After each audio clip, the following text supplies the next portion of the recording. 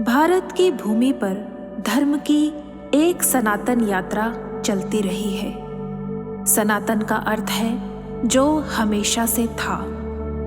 धर्म सनातन है। भारत इस सनातन धर्म का प्रतिनिधित्व करता आया है। सनातन धर्म का अर्थ इधर हिंदू, मुसलमान, सिख, ईसाई आदि से नहीं है।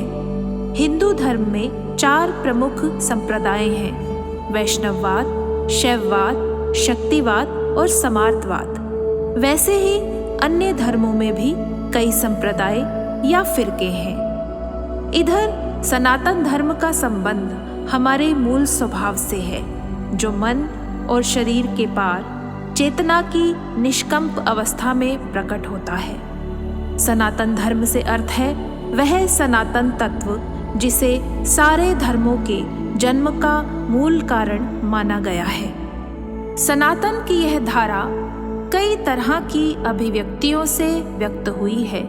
कभी ऋषियों के उपनिषद से, कभी कृष्ण की गीता से, तो कभी अष्टावक्र की महागीता से। भारत में जन्मे सभी धर्म आत्मसात होते चले गए और इसीलिए भारत की सनातन धारा में अनेक धर्मों का जन्म हो पाया और वे साथ साथ रहकर फूलों की तरह खिले और महके।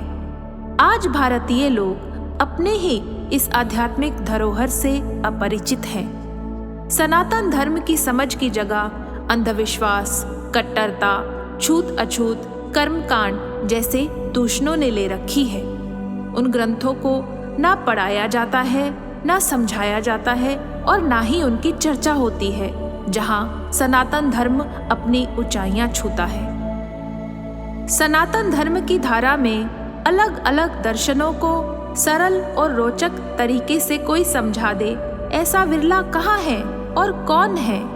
पिछली सदी में गीता, महागीता और उपनिषद और विराट फैलाव रखते हुए अन्य आध्यात्मिक ग्रंथों को सरल और रोचक तरीके से समझाने का विराट कार्य भारत में जन्मी महान चेतना आचार्य श्री रजनीश ने किया। इन्हें बाद में भगवान श्री रजनीश और ओशो के नाम से भी जाना गया। इस विराट बुद्ध चेतना को राजनीतिज्ञों, धर्मगुरुओं और मीडिया ने नस्त स्वार्थों के कारण मिलकर बदनाम किया। पर आज उसी विराट चेतना की वाणी और समझ जन जन तक सोशल मीडिया के माध्यम से पहुंच रही है और लाखों लोगों द्वारा सुनी जा रही है, सराही जा रही है।